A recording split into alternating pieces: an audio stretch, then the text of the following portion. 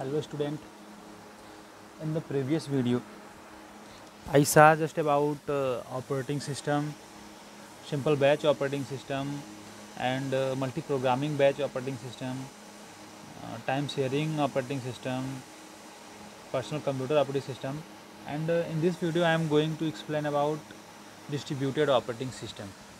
Okay, then what is distributed operating system? तो हम देखते हैं कि जैसे कि डिस्ट्रीब्यूटेड नहीं, नाम से ही हमको लग रहा है कि यहाँ पे हम किसी भी ऑपरेटिंग सिस्टम को या तो कोई प्रोसेसर हो उसको हम डिस्ट्रीब्यूट करने वाले हैं। ठीक है, अगर डिस्ट्रीब्यूट मतलब यही होता है कि एक काम को अगर 10-15 लोगों में बांट दिया जाए। ठीक है, जो इसके पहले जो हमारे ऑपरेटिंग सिस्टम थे वो सब भी वही काम करते थे और ये भी वही काम करेगा, बस इसमें क्या है कि उसी काम को कुछ लोग मिल के एक साथ करेंगे, इसको बोलते हैं डिस्ट्रीब्यूटेड ऑपरेटिंग सिस्टम। ठीक है, जैसे कि अगर कोई सिस्टम यहाँ पे रखा हुआ है, एक सिस्टम यहाँ पे है, एक सिस्टम यहाँ पे है, यहाँ पे सिस्टम रखा जाए, यहाँ पे रखा जाए और ये सिस्टम एक दूसरे से लिंक होंगे किसी वायर के थ्रू या इंटरनेट के थ्रू, सॉफ्टवेयर के थ्रू, ये सब एक दूसरे से लिंक होंगे। ठीक है, तो इसको हम बोलेंगे डिस्ट्रीब्यूटेड ऑपरेटिंग सिस्टम। ठीक है, मतलब कि अगर हमको देखिए अभी क्या प्रॉब्लम होता है, जैसे कि अगर हम प्रिंट आउट ही निकालने जाते हैं, मान लीजिए इस सिस्टम पे हम वर्क कर रहे हैं और हमको प्रिंट आउट निकालना है अभी फ़िलहाल। अब प्रिंटर मान लीजिए यहाँ पे रखा हुआ है, प्रिंटर एक प्रिंटर है और यहाँ पे सिस्टम 1 2 3 4 5 सिस्टम है। अब 5 सिस्टम में पाँचों पे अगर पाँचों को एक साथ प्रिंट आउट निकालना पड़ गया तो सब जाएंगे यहाँ पे 1 बाई 1 लाइन लगाएंगे। ठीक है, तो जितना टाइम इनको बस प्रिंट आउट निकालने में लग जाएगा उतने टाइम में और बाकी कितने काम हो सकते थे। तो इसी सिचुएशन को हैंडल करने के लिए ये डिस्ट्रीब्यूटेड ऑपरेटिंग सिस्टम लाया गया। जैसे इसमें क्या होता है कि यहाँ बैठे बैठे अगर इसका काम होता है तो ये यहाँ से प्रिंटर से कनेक्ट होंगे, डायरेक्ट ये सिस्टम प्रिंटर से कनेक्ट होगा और यहाँ से प्रिंट आउट यहाँ पे सेंड कर सकते हैं। तो ये सभी कंप्यूटर जो होता है अपने जगह पे बैठे बैठे अपना प्रिंट आउट यहाँ पे निकाल सकते हैं एक साथ। ठीक है, अगर ऐसा कुछ सिस्टम होता है, ऐसा कंडीशन आता है तो इसको बोलते हैं हम डिस्ट्रीब्यूटेड ऑपरेटिंग सिस्टम। ठीक है, चलिए देखते हैं इसके बारे में कुछ क्या होता है डिस्ट्रीब्यूटेड ऑपरेटिंग सिस्टम। स्टार्ट करते हैं। Distributed operating system is a model. ये क्या है? एक मॉडल है। ठीक है, ये डिस्ट्रीब्यूटेड मतलब डिस्ट्रीब्यूशन का एक मॉडल प्रस्तुत किया गया है। जैसे कि यहाँ पे हम किसी भी सिस्टम को या CPU को, ऑपरेटिंग सिस्टम को अलग अलग सिस्टम में डिवाइड कर लेते हैं। Where distributed application are running on multiple computers. मतलब कि यहाँ पे एक सॉफ्टवेयर की बात की जा रही है कि हर सिस्टम में एक एप्लीकेशन या सॉफ्टवेयर जो है डिस्ट्रीब्यूट कर दिया जाएगा और ये रनिंग ऑन मल्टीपल कंप्यूटर, अलग अलग कंप्यूटर में रन करेंगे, लिंक बाई कम्युनिकेशन, और एक दूसरे से लिंक रहेंगे कम्युनिकेशन करने के लिए। ठीक है, मतलब कि अगर हम किसी एक सिस्टम में कोई काम करते हैं तो वो सभी सिस्टम को उसके बारे में पता हो जाएगा। इससे देखिए एक चीज़ सिक्योरिटी भी बढ़ गई। अगर बाई चांस अगर किसी एक सिस्टम में ख़राबी हो जाती है तो इस सिस्टम का जितने भी डेटा है वो सब हम बाकी कंप्यूटर से निकाल सकते हैं, तो सिक्योरिटी इंप्रूव हो गई। ठीक है, देखते हैं next point. It support higher level of communication. Okay, अब भाई इसको जो है कि अलग अलग सिस्टम में डिवाइड किया गया, तो सब सिस्टम को एक दूसरे से कनेक्ट किया गया है तो कम्युनिकेशन तो हाई होगा ही। बाय द नेटवर्क, किसके थ्रू होता है कम्युनिकेशन? नेटवर्क के थ्रू होता है। नेक्स्ट पॉइंट है this system looks to its user like an ordinary centralized operating system but runs on multiple independent central processing unit।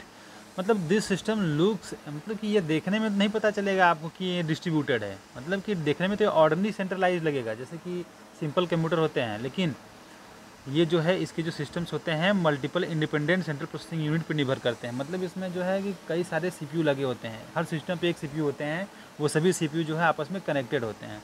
ठीक है, आगे देखते हैं। Each processor has its own memory. जितने CPU होते हैं उतने CPU में प्रोसेसर होंगे। अब जितने प्रोसेसर होंगे हर प्रोसेसर अपने आप का खुद एक मेमोरी एक्सेस किया रहता है। मतलब कि जो डेटा होता है वो उसके खुद की मेमोरी में सेव होगा, बाकी दूसरी मेमोरी में भी सेव होता है। ठीक है, नेक्स्ट पॉइंट है all processor communicate with one another. मतलब कि जितने भी प्रोसेसर होते हैं सब एक दूसरे से कम्युनिकेट करते रहते हैं through a various communication line. Various communication line मतलब जैसे कि such as high speed buses, high speed जो बसेस होते हैं उसके थ्रू, और टेलीफोन लाइन के थ्रू और इंटरनेट के थ्रू, सॉफ्टवेयर के थ्रू, बहुत सारे सिस्टम हैं नेटवर्किंग के थ्रू। जितने भी नेटवर्किंग के प्रोसेस हैं ये सभी प्रोसेस माइक्रो प्रोसेसर को कम्युनिकेट करने में हेल्प करता है। ठीक है, यही इतने हमारे पॉइंट्स हैं इसमें। देखते हैं कैसे ये काम करता है।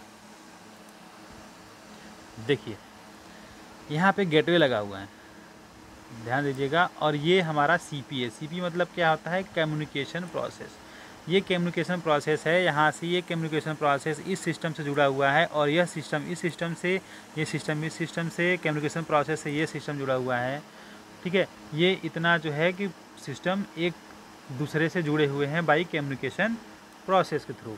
अब इसमें अगर इस सीपीयू में कुछ खराबी आती है तो बाकी इसका डेटा हम इस कंप्यूटर से या इस कंप्यूटर से हम निकाल सकते हैं। और ये गेटवे क्या है?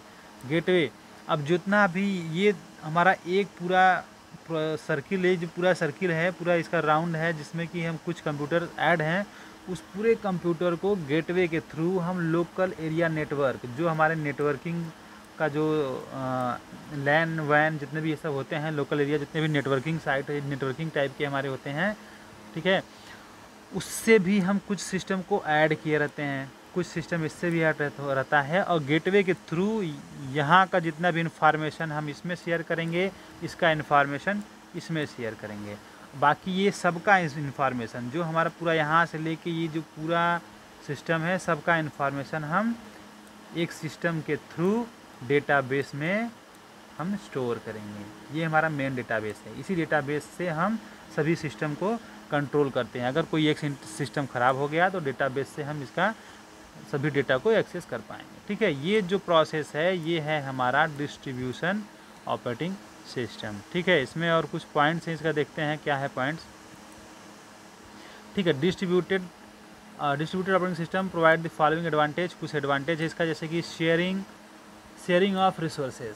ये अपना रिसोर्सेज शेयर करता है। इसका मतलब कि अगर हम किसी एक सिस्टम में किसी सॉफ्टवेयर को इंस्टॉल कर लिए तो हम उस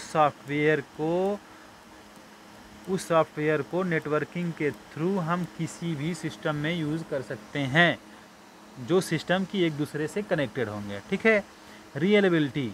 अब रियलेबिलिटी मतलब क्या होता है? रियलेबिलिटी में समझिए वास्तविकता। ठीक है, रियलेबिलिटी मतलब वास्तविकता। इसका मतलब जितने भी आप समझ लीजिए इस प्रकार से कि जैसे किसी सिस्टम में हम कोई जो है कि वेबसाइट बना रहे हैं या तो कोई प्रोजेक्ट बना रहे हैं। ठीक है, तो आप उस प्रोजेक्ट को जब शेयर करेगा किसी दूसरे सिस्टम में तो हम जितने भी मतलब उसके जितने भी डेटा हैं या जो भी रियलिटी उसका हम एक सिस्टम में हम मेज़र करेंगे, किसी दूसरे सिस्टम में भी हम सेम टू सेम वही रियलिटी को मेज़र कर सकते हैं। मतलब कि अगर एक सिस्टम में हमने इस किसी प्रोजेक्ट के बारे में 4 फाइल हमने रीड की, तो फिर दूसरे सिस्टम में अगर हम दूसरे कंप्यूटर में इस फाइल को एक्सेस करेंगे तो 4 के चारों फाइल हम एज इट इज़ एक्सेस कर सकते हैं। This is called reliability. Okay, next है हमारा कम्युनिकेशन। तो इसका कम्युनिकेशन तो हाई होता ही है, सभी सिस्टम एक दूसरे से कम्युनिकेट कर सकते हैं, ये इसका एक एडवांटेज है। एक है कंप्यूटेशन स्पीडअप। कंप्यूटेशन स्पीडअप मतलब कि गणना करने की जो क्षमता होती है, स्पीडअप। ओके, मतलब इसका जो है कैलकुलेशन पावर भी तेज़ होता है। जैसे कि अभी एक सिस्टम में हम वर्क करते हैं, उसमें कितने बड़े से बड़े कैलकुलेशन होते हैं, उसको सॉल्व कर सकते हैं, लेकिन इसमें वही कैलकुलेशन कई गुना बढ़ जाता है, क्योंकि यहाँ पे प्रोसेसर भी बढ़ जाते हैं, सीपीयू भी बढ़ जाता है। एक सिस्टम के लिए एक प्रोसेसर, तो यहाँ पे हज़ारों सिस्टम एक दूसरे से कनेक्टेड हैं, तो कितने सीपीयू कितने प्रोसेसर एक डेटाबेस पे वर्क करते हैं। ठीक है, इसके लिए इसका कंप्यूटेशन पावर भी बढ़ जाता है। और सिक्योरिटी तो हमने बताया ही, सिक्योरिटी इसकी इम्प्रूव हो गई है, बहुत ज़्यादा सिक्योरिटी इसकी हाई सिक्योरिटी है। जैसे कि हमने बताया अभी कि 10 सिस्टम है, उस 10 सिस्टम में से अगर किसी एक सिस्टम को अब जो है कि एक सिस्टम में डैमेजेस आते हैं तो आप इसके डेटा को किसी दूसरे सिस्टम से एक्सेस कर सकते हैं। ठीक है, तो ये हमारा हो गया